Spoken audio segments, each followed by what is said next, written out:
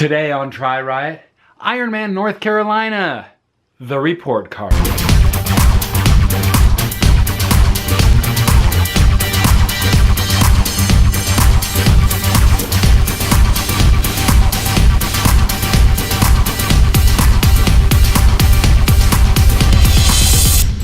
And you know what, when you come through that finish line over here on race day, up until the 9 o'clock hour, that'll be our finishing hour, I know one thing for sure that I'm going to do. I am going to call you an Ironman. Ironman North Carolina was badly affected by Hurricane Matthew because the Black River flooded and wiped out the town of Curry. And the bike course for Ironman North Carolina goes right through Curry. Actually, about 63 miles of the bike course were wiped out.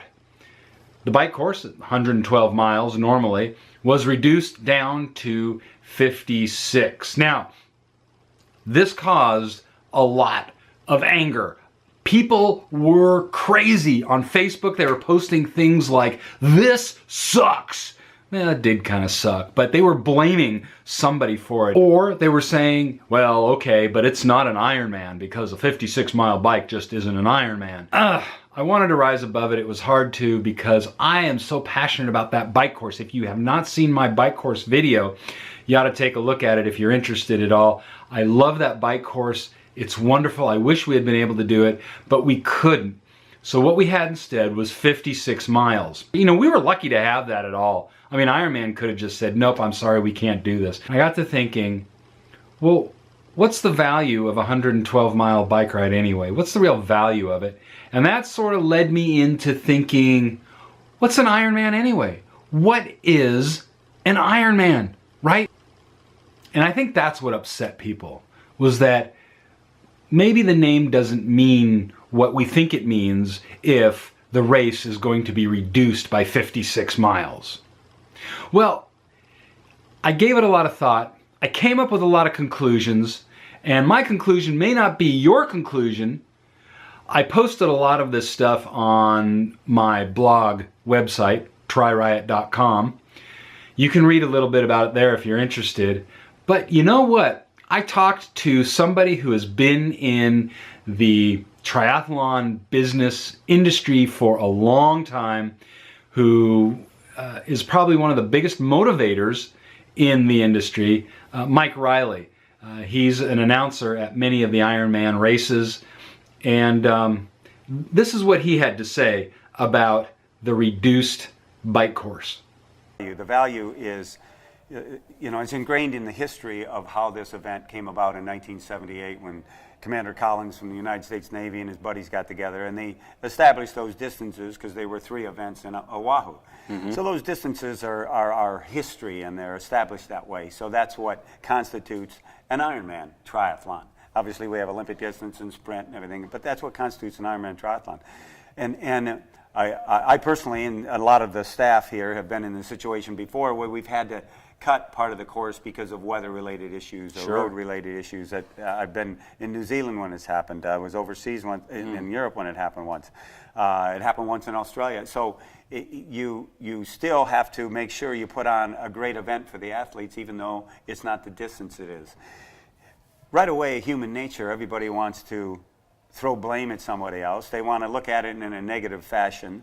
And it's not because they're the type of people that do that all the time in their lives, but it's because they put in time and training with those distances ingrained in the fabric of who they are. Mm-hmm. Whether they're a first-time Ironman or they're a veteran and they're doing number 10. Right. So when something happens where the course has to be shortened, obviously you react to it in a negative way because it seems like it's taking something away from you.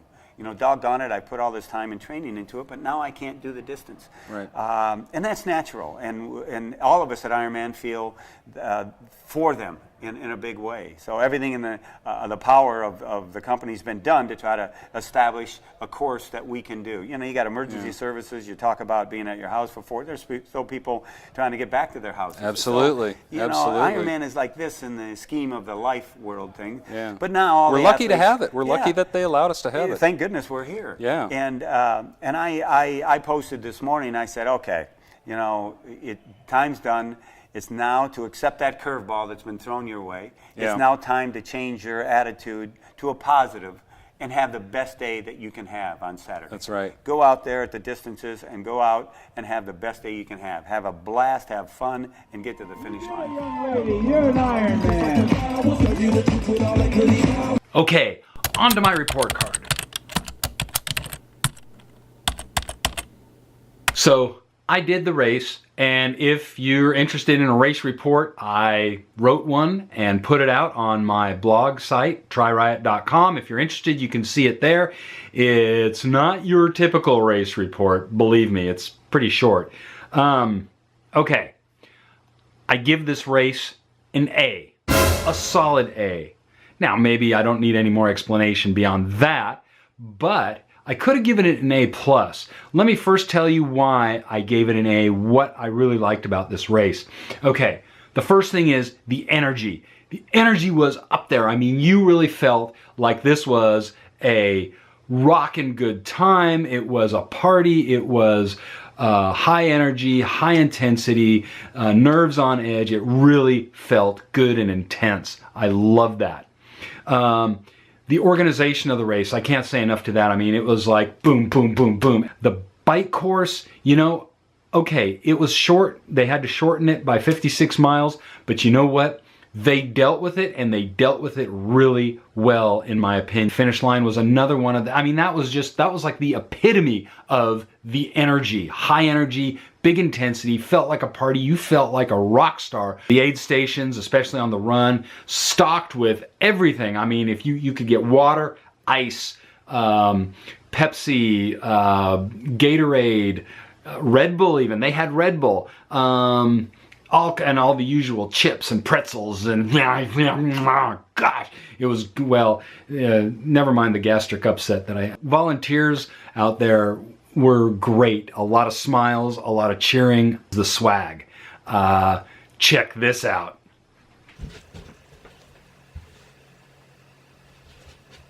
Pajama bottoms for finishers. Awesome, huh? This is the poster for the race. It's a pretty nice design. I like the battleship, you know, motif and so.